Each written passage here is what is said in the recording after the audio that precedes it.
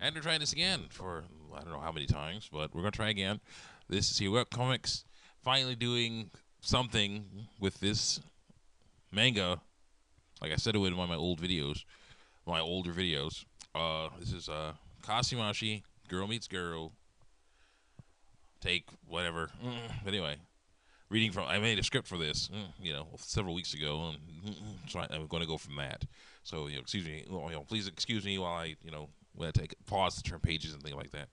Also using a new sound setup with my microphone here, so it's kind of interesting. But let's continue. Kashimashi Hazumu story, Girl Meets Girl Omnibus #1. Sorry everyone, but I don't really like this story, and there are three main reasons why. Number one, the men. There are four main guys in the story, including Azumu, and unfortunately, he's the only one with any real depth to him. All the others are only mostly one-dimensional stereotypes. First is his friend. What's his name? He's probably the least offensive of the three because even though they have probably been friends for years, he's still a young man. So when Azumu was turned into a girl, it started off being more like a situation where you suddenly realize how hot someone's gotten after years of knowing them. That mixed with the understated, wait, I can't think of this person like that. They're my friend reaction would be great. But here it's way over the top. And it gets worse. As the story goes on. Poor, whatever his name is, gets so obsessed with Azumu that he starts imagining him in compromising positions. That's just wrong.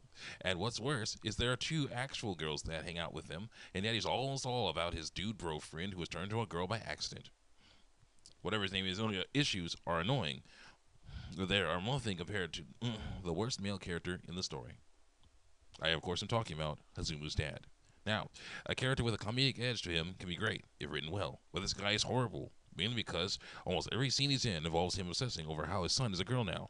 The first thing he does after his son's accident is mention the tradition of daughters taking baths with their dads. Now, that does happen, but mostly when the daughters are little babies and the dads are there to hold them up so they don't drown. When they get old enough to keep their heads up or get above the water and can clean themselves, there's no need for that.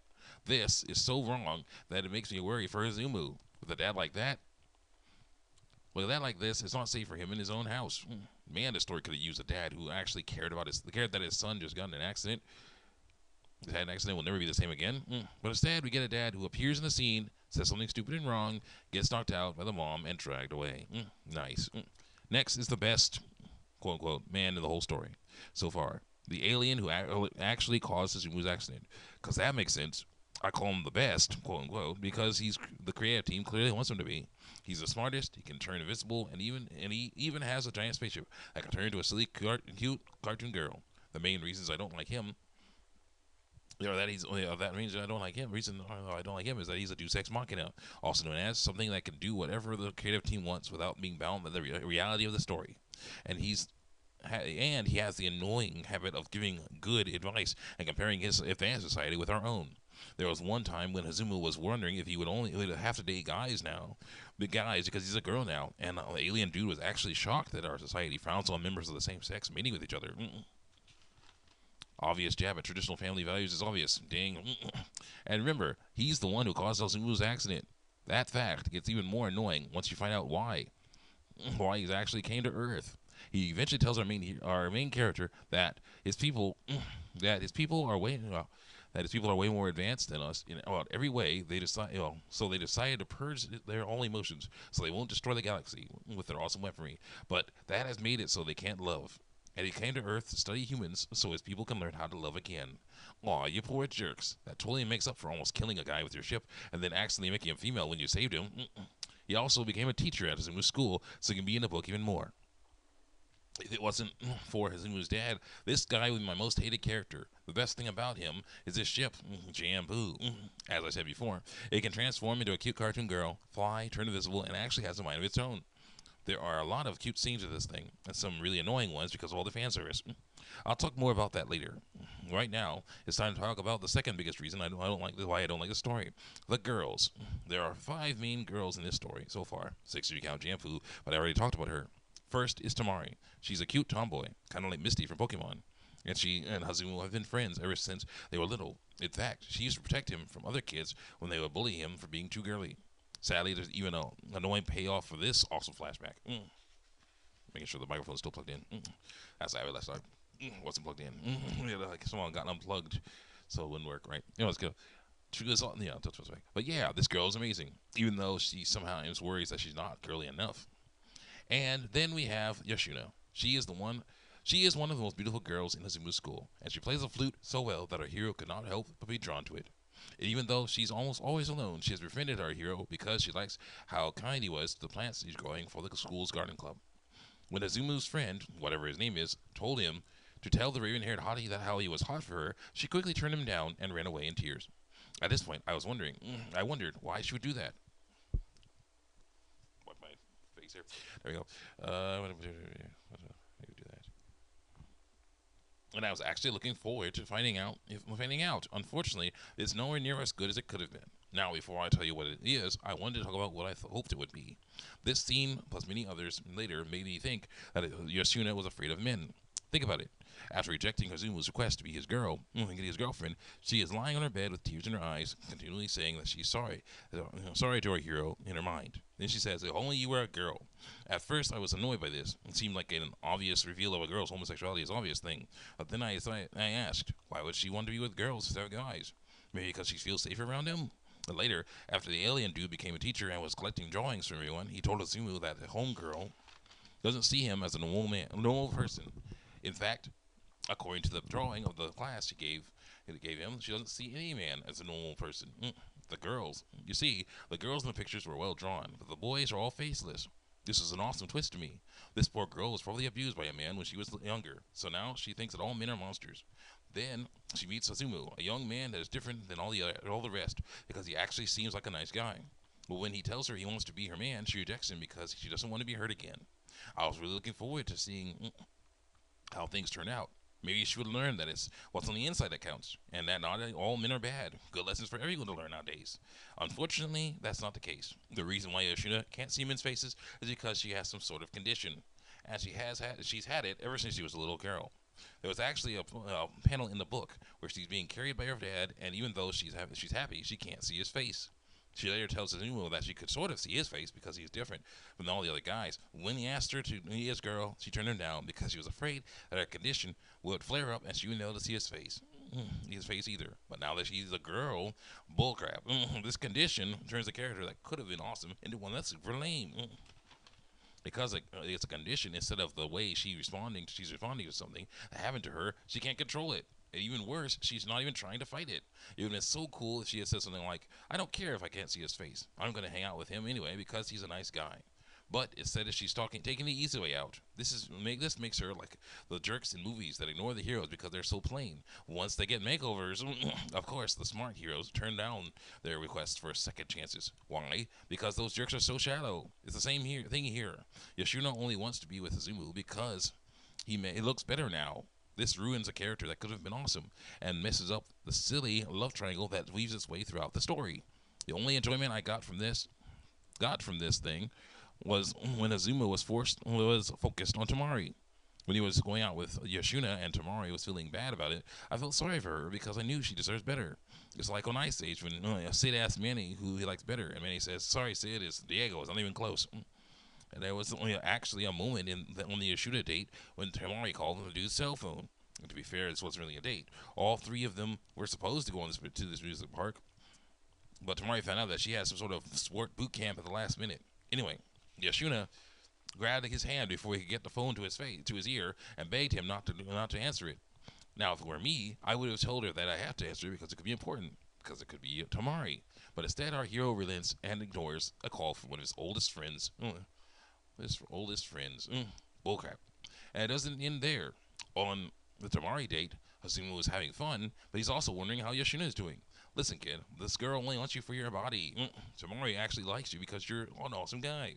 Granted, Yoshina did take your place as your male friend's science partner, so you could actually go on this date, but that was all ruined when she collapsed and you somehow thought it was your fault.